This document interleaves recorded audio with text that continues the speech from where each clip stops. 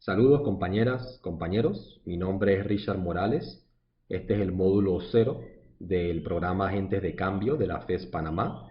El tema es el pensamiento crítico descolonial. Cuando hablamos de pensamiento crítico descolonial, nos referimos primero al acto de pensar, a reflexionar sobre la realidad, a tratar de comprender el mundo que nos rodea, cómo funciona, cuáles son las causas de los hechos que observamos, que experimentamos, cuál es nuestro lugar dentro de ese mundo. Ese pensamiento es crítico en la medida que pensamos la realidad desde la posición de las víctimas históricas de las injusticias, desde los oprimidos. Y si hay oprimidos, es un reconocimiento de que hay opresores y de que el pensamiento dominante, el tradicional, ha sido el que se genera desde los opresores, desde los sectores que han concentrado el poder en la sociedad, y que ese pensamiento dominante ha reflejado sus ideas, sus intereses, sus valores, y que ese pensamiento no solo justifica el mundo actual, el mundo con todas sus injusticias, sino que ha invisibilizado la realidad, el sufrimiento, las vivencias de las víctimas. Ha desconocido el hecho de que esas víctimas tienen un pensamiento propio, tienen intereses propios, tienen por ende ideas. Así que el primer acto que hace el pensar críticamente es un desafío al pensamiento dominante al visibilizar el hecho de que vivimos en sociedades atravesadas, desgarradas por relaciones de opresión. Y al hacer visible el hecho de que hay esas relaciones de opresión, a la vez estás diciendo que el orden actual es profundamente injustificable, que no se puede mantener tal como está y que hay que transformarlo, porque si hay injusticia, tenemos que combatir esas injusticias, una vez las reconoces como tal.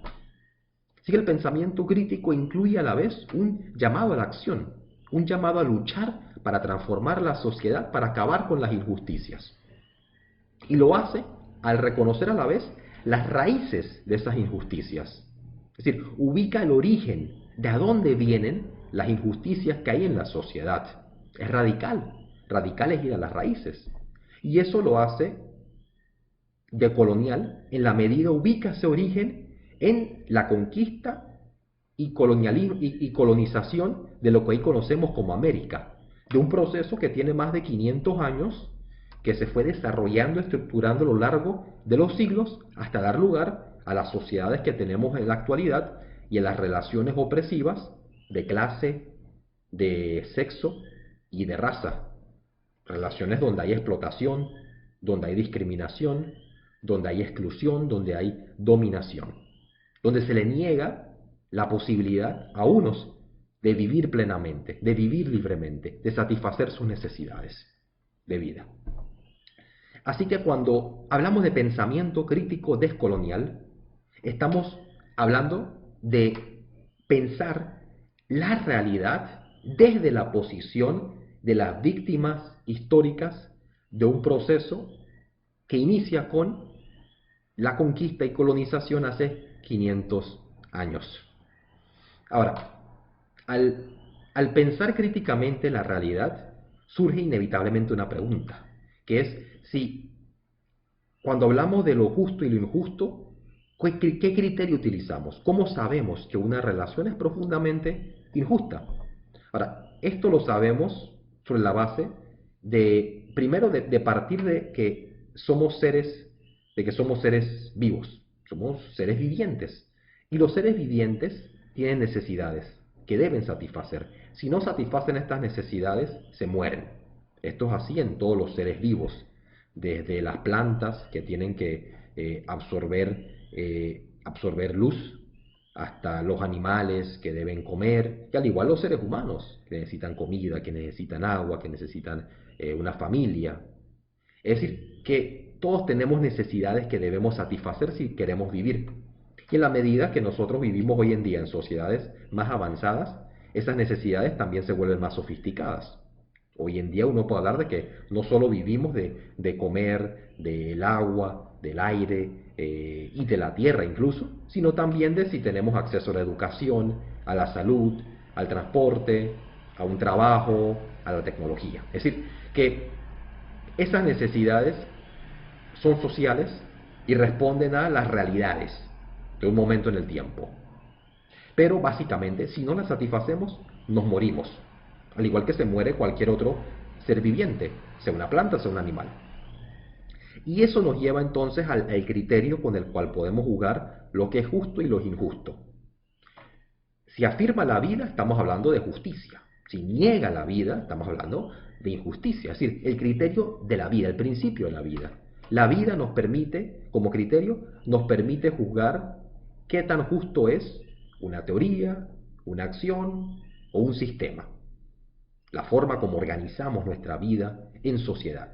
Así que tenemos la vida como el criterio fundamental.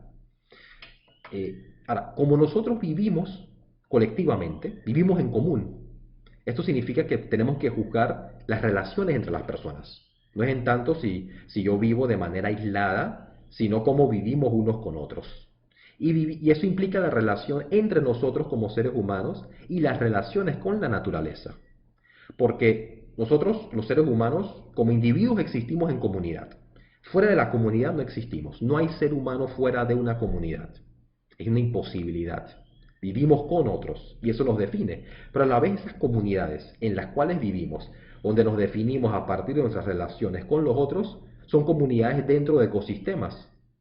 Es decir, que las comunidades dependen de su entorno natural. Sin ese entorno natural la gente muere. Si no tiene una posibilidad de extraer agua o alimentos de la tierra, por ejemplo, simplemente la gente no vive. Así que el ser humano vive en comunidad dentro de un entorno natural, de ecosistemas. Y esos ecosistemas a la vez son parte de un planeta, de nuestra casa común, como le llama el Papa Francisco. Así que estamos hablando de que tenemos que pensar ese principio vida desde las comunidades, desde los ecosistemas y del planeta toda. Es decir, que es una cadena de seres vivientes interdependientes. Todos los seres vivientes dependemos unos del otro. Los seres humanos entre nosotros y los seres humanos con la naturaleza. Así que ese principio de la vida nos dice que estamos hablando no simplemente si estamos vivos o muertos, sino si estamos organizándonos para garantizarle las condiciones necesarias para vivir a las personas, a los seres humanos. Y esto implica condiciones sociales a la vez que ambientales, porque las dos son indispensables, porque son parte de la misma cadena, porque son parte del mismo ciclo, de esa gran comunidad de la vida, si le queremos llamar así, ¿no? Así que ese es el criterio con el cual podemos empezar a juzgar la justicia y la injusticia en nuestras sociedades, en la forma como nos organizamos para vivir unos con otros. Ahora, ¿cuál es uno de de los primeros elementos que nos puede permitir empezar a pensar esto? Bueno, ¿a través de qué establece el ser humano su relación con la naturaleza? El trabajo. A través del trabajo, el ser humano transforma la naturaleza en los bienes que requiere para vivir. Es decir, es el trabajo humano lo que transforma la naturaleza en aquellos bienes que utilizamos para satisfacer nuestras necesidades, como familias, como comunidades, como humanidad. Así que el ser humano es el único animal que puede de manera deliberada, de manera consciente, imaginar la manera como le gustaría fuera el mundo y después usar su trabajo, sus conocimientos para transformarlo. Ningún otro animal puede hacer eso.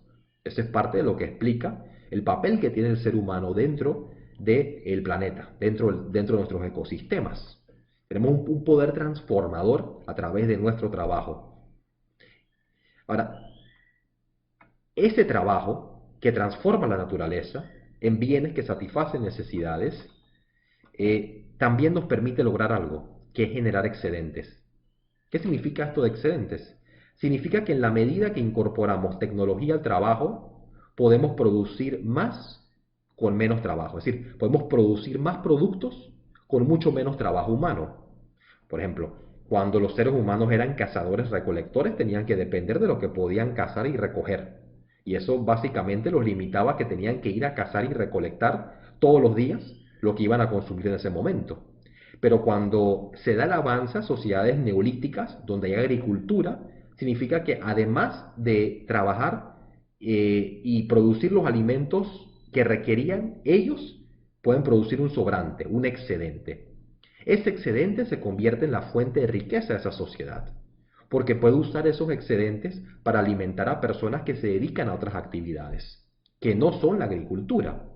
Y de igual forma, cuando tienes la revolución industrial, cuando tienes las máquinas a vapor, cuando tienes la electricidad, cuando tienes ahora la revolución digital, eso le permite a la humanidad crear cada vez más excedentes, sociedades cada vez más sofisticadas, con diferentes formas de organizar el trabajo. Así que lo crucial aquí es cómo los seres humanos organizan el trabajo para distribuirse los excedentes que crean. Y uno puede imaginarse que la sociedad se organiza para trabajar usando usando la tecnología y para repartir el excedente de forma equitativa y garantizarle a toda persona la satisfacción de sus necesidades fundamentales. O también nos podemos imaginar sociedades parecidas a lo que tenemos en la actualidad, donde se explotan a las mayorías para darles gran parte del excedente a unas minorías. Y ahí tienes una sociedad de clases, o tienes una clase que explota a otra. Así que podemos pensar la sociedad de esta manera, donde surge un conflicto sobre cómo vamos a organizarnos para aprovechar los bienes comunes de la tierra. Y si nos vamos a organizar para trabajar de manera productiva esos bienes comunes para beneficiarnos a todos o para beneficiar a unos cuantos a costa de otros. Y eso nos da el conflicto en la sociedad. Y nos dice que estas relaciones que hay entre victimarios y víctimas no se dan por capricho. No es un tema de que hay personas que nacen malévolas, sino de que se da un conflicto sobre cómo se van a organizar la sociedad, sobre quién se queda con qué, sobre quién tiene el poder para decidir cómo se van a utilizar. Y efectivamente, algunos sectores en la sociedad chocan con otros buscando dominarlos, buscando apropiarse de las riquezas. Y eso empiezan a generar sociedades profundamente desiguales, donde unos se quedan con los medios para vivir, porque buscan quedarse con esos excedentes para sí mismos, para que puedan vivir con poder, con riqueza, con privilegios, a costa del trabajo del resto de la sociedad. Ahora, esto lo explico porque es fundamental para entender que cuando estamos hablando de sociedades desiguales, estamos fundamentalmente hablando de desigualdad en cuanto al poder para decidir cómo se van a repartir esos excedentes que producimos con nuestro trabajo. Es decir, es el trabajo humano, el trabajo de la humanidad, de la sociedad, el que produce las riquezas. Y en la medida que se organiza eso de manera desigual, unos van a estar viviendo a costa de otros. Ahora, ¿qué empieza a darse cuando hay este proceso de colonización? Para ya ir a lo concreto, ¿no? Cuando va este proceso de colonización, se genera una forma de organizar la repartición de los excedentes que responde principalmente a clase, a sexo y a raza, ¿no? Como esas tres dimensiones de este proceso colonial. Cuando hablamos de clase, estamos hablando del capitalismo.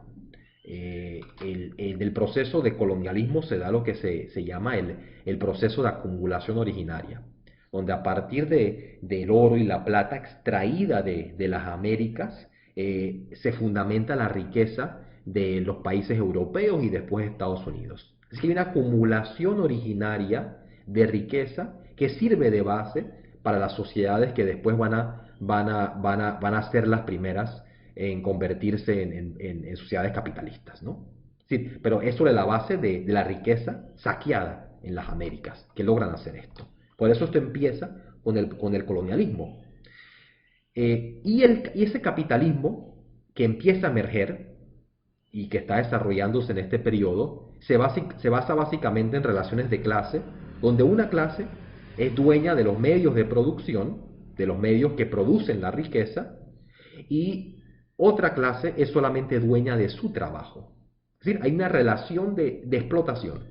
Y esa relación es una donde el trabajador le tiene que vender su trabajo al capitalista, al dueño del medio de producción, eh, a cambio de un salario.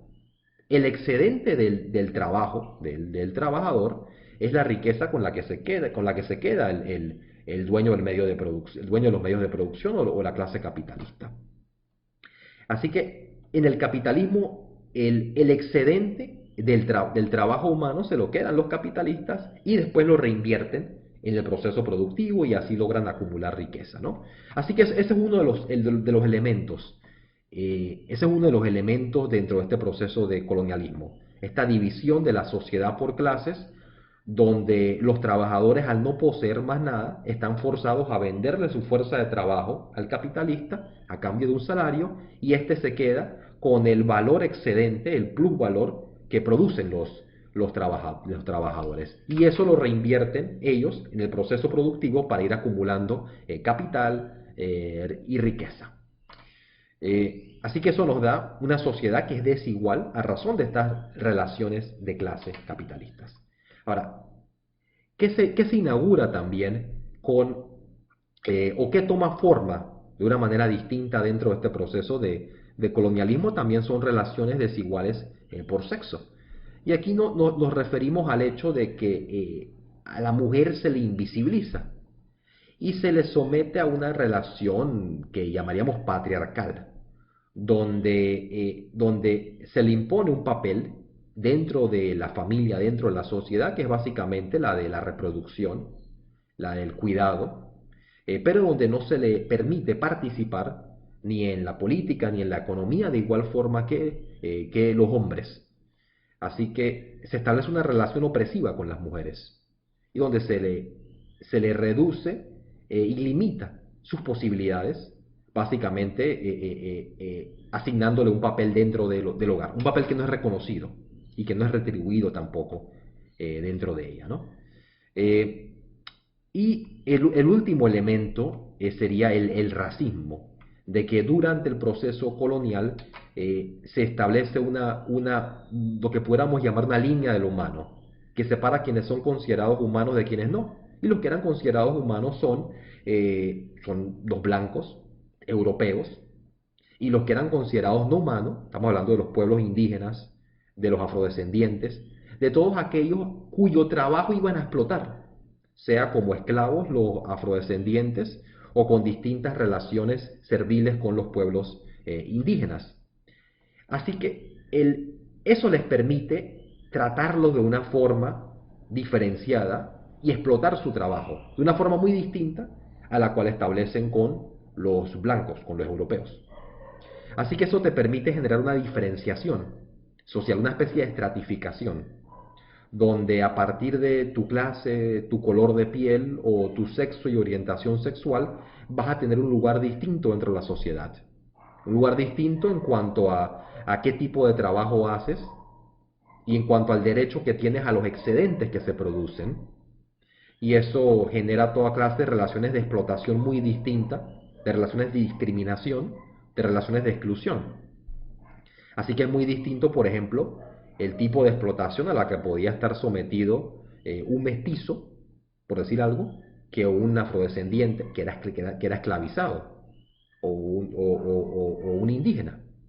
Pero también es muy distinto el trato que se le daba a la mujer, digamos a la mujer blanca, que a la mujer afrodescendiente o a la mujer indígena. Eh, pero a la vez las tres eran reducidas a trabajo reproductivo, es decir, a procrear y a cuidar. Así que tienes este sistema que surge generando estas relaciones de opresión. Y estas relaciones opresivas les permiten explotar y generar una especie de jerarquías en la sociedad sobre quién tiene mayor poder y posteriormente quién tiene derechos y quién no tiene derechos, quién puede tomar decisiones y quién no puede tomar decisiones. Así que la sociedad termina organizándose a partir de este origen colonial, termina organizándose sobre estas relaciones opresivas de clase, de sexo y de raza, que determinan quién tiene derecho a qué partes del excedente de la riqueza que produce toda la sociedad. Y obviamente los sectores más explotados, más discriminados, reciben prácticamente nada, los que eran esclavizados, y la mayoría de esas riquezas se la quedaban efectivamente, los que estaban, digamos, arriba dentro de esas jerarquías clasistas, sexistas y racistas. Así que hay un origen concreto a las injusticias que vemos en nuestra sociedad actual. Está claro, estas van cambiando a lo largo del tiempo. Van cambiando el tipo de sociedades, vamos avanzando en el tipo de tecnologías, en el tipo de instituciones bajo las cuales operamos, en el tipo de estados. Pero pero esas relaciones se mantienen persistentemente a través del tiempo, porque son relaciones que le permiten a los opresores vivir y explotar el trabajo de los demás sectores de la sociedad. Ahora, aquí es clave hablar de cómo podemos combatir esto. Y la forma como podemos combatir esto es que las víctimas de estas relaciones injustas pueden desde sus propias realidades, desde los espacios en los que se encuentran, eh, primero luchar en contra de ellas. Y esto es algo que naturalmente ha sucedido. En la medida que hay seres humanos oprimidos, estos se levantan, se rebelan, resisten y luchan contra la opresión. Es desde esa lucha que surge conciencia del hecho de que hay opresión en primer lugar. Es decir, es a partir de la acción que generamos conciencia. No es desde afuera, no es el teórico, el intelectual que le dice a la gente esto. Los teóricos lo que están haciendo es reconociendo, mirando lo que está pasando. Oye, hay gente levantándose y luchando. A eso es lo que le podemos llamar la praxis, donde la teoría surge de la práctica transformadora. Ahora, y en la medida que esas luchas de grupos explotados se pueden ir articulando unos con otros, porque son diversas reivindicaciones. Hay las luchas de los obreros, hay las luchas de las mujeres, hay las luchas de los campesinos, hay las luchas de los indígenas, hay las luchas de la comunidad LGBTQ. Sí, hay las luchas de distintos grupos explotados, discriminados y excluidos de la sociedad. En la medida de que esas luchas se pueden articular entre sí y se pueden levantar en contra del poder, eso permite ir cambiando la correlación de fuerzas en la sociedad. Es decir, quién tiene el poder en la sociedad para establecer cómo se organiza esta, cómo se trabaja y cómo se distribuye el fruto del trabajo de los seres humanos. Porque a fin de cuentas eso es lo que está en juego. ¿Quién vive y quién muere? ¿Cómo vamos a organizarnos para asegurar que podamos garantizar las necesidades fundamentales de las personas? Y eso es lo que está en juego. Eso es lo que está en juego cuando estamos hablando del pensamiento crítico descolonial, de cómo podemos pensar esta realidad desde las víctimas, trazar esos orígenes en ese proceso, tratar de comprender cómo funciona y cómo podemos luchar contra esas relaciones, para combatirlas, para superarlas. Y eso requiere esta unidad en la diversidad y en la solidaridad de los distintos grupos que son oprimidos. Pero eso, claro, eso empieza desde luchas desde abajo, desde las luchas que hacemos en nuestros barrios, en los lugares a donde estudiamos, a donde trabajamos, con quienes sea que compartamos relaciones y realidades, con quienes podemos levantarnos para hacer más justas nuestras realidades, nuestras sociedades. Esta es la idea fundamental de lo que buscamos con este módulo. Es la idea de que tenemos que posicionarnos desde las víctimas de la injusticia si queremos transformar nuestra sociedad de una forma que sea para beneficio de todos, que logre poner las riquezas que producimos todos con nuestro trabajo al servicio de la satisfacción de las necesidades fundamentales de todos, del bien común. Y eso implica acabar con esas relaciones de clase, de sexo y de raza que le niegan a unos las posibilidades de desarrollarse plenamente, de vivir dignamente como seres humanos.